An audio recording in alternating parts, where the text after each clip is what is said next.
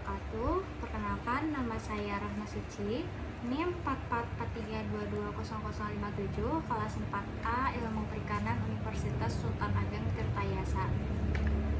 Di sini saya akan memaparkan bisnis model kanvas dimsum.id yang bertujuan untuk memenuhi tugas mata kuliah kewirausahaan yang dibimbing oleh dosen Bapak Batara Aimeata SPI MSI. Nah, apa sih bisnis model kanvas atau BMC? Bisnis model kanvas adalah kerangka kerja untuk menggambarkan bagaimana perusahaan dapat menciptakan, memberikan, dan menangkap nilai. Kemudian BMC itu merupakan metode yang akan memudahkan para wirausahaan untuk memulai dan mengembangkan usaha atau perusahaan yang sedang dijalankan, dan terdiri dari 9 elemen yang meliputi yaitu ada key activities, key partnership, key result, cost structure, value propositions, customer relationship, channel, customer segment, and revenue stream. Nah, jadi BMC itu merupakan template dasar dari sebuah strategi manajemen yang digunakan dalam memulai rancangan awal sebuah bisnis gitu.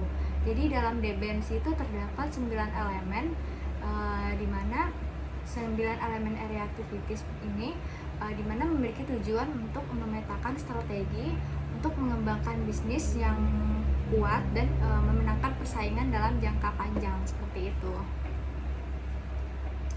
Kemudian di sini saya memilih produk perikanan yaitu dimsum.id. Jadi dimsum.id itu merupakan UMKM atau usaha mikro kecil menengah di bidang kuliner, yaitu makanan ringan yang berasal dari Tiongkok yang dapat dimasak secara dikukus maupun digoreng dan disajikan dengan saus chili oil yang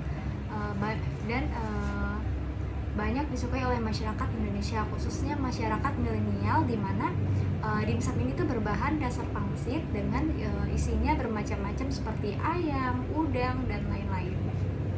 Seperti itu. Nah, ini merupakan peta BMC dimsum.id. Nah, yang pertama itu ada customer segment. Jadi customer segment itu merupakan pelanggan yang merupakan sekelompok orang yang ingin dicapai dan dilayani oleh perusahaan gitu. Jadi di dimsum.id ini tuh pelanggan yang ingin dicapai itu merupakan mahasiswa, khususnya itu mahasiswa Universitas Sultan Ageng Tirtayasa maupun mahasiswa yang ada di Banten atau Kota Serang, kemudian pelajar, pekerja kantoran, dan kalangan usia masyarakat umum, yaitu kalangan usia 15 sampai 40 tahun seperti itu.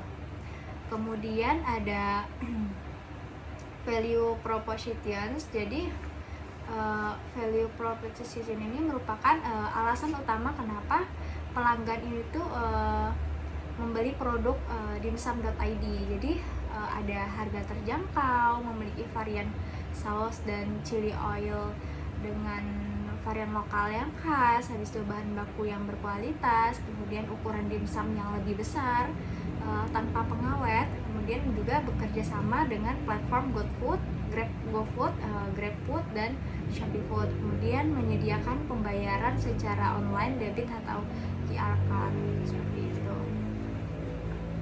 Kemudian ada channels. Jadi channels ini tuh merupakan saluran penjualan di mana pembeli dan penjual ini tuh dapat menyepakati transaksi gitu. Jadi di dimsum.id ini tuh channelsnya itu ada melakukan promosi produk melalui media sosial seperti Instagram, WhatsApp, Facebook, dan lain-lain. Kemudian penjualan ini itu secara online, penjualan secara itu melalui platform Gojek, Grab, ShopeeFood gitu. Kemudian ada customer relationships.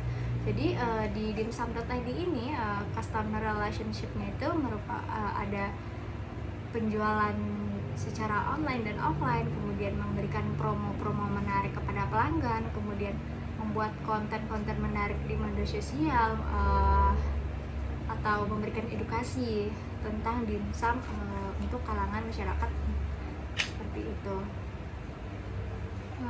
Kemudian ada revenue stream. Jadi revenue stream ini tuh khas dari produk dimsum ini. Jadi revenue stream pada dimsum.id ini merupakan dimsum dengan saus kearifan lokal. Nah, kemudian ada key research. Jadi key research pada dimsum.id ini itu melakukan produksi setiap hari, kemudian peralatan dan perlengkapan, kemudian financial planner yaitu untuk mengatur keuangan atau pembelanjaan pada dimsum.id. Kemudian ada content creator, habis itu ada marketing dan social media manager. Selanjutnya ada key activities. Jadi key activities itu di dimsum.id ini merupakan yaitu melakukan riset berbagai varian saus dengan terus bereksperimen agar menciptakan varian saus yang khas dan baru gitu. Kemudian membeli bahan baku yang segar, memproses produksi, terus pengemasan hingga ke tahap pemasaran.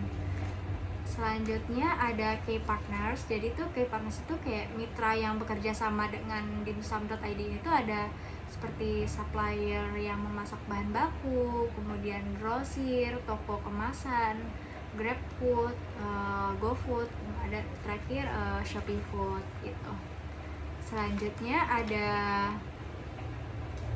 yang terakhir yaitu cost structure. Jadi cost structure-nya ini tuh ada di dimsum.id ini tuh ada biaya bahan baku, biaya kemasan, biaya rupiah, kemudian biaya peralatan dan biaya perlengkapan untuk membuat untuk menjual produk dimsum.id seperti itu.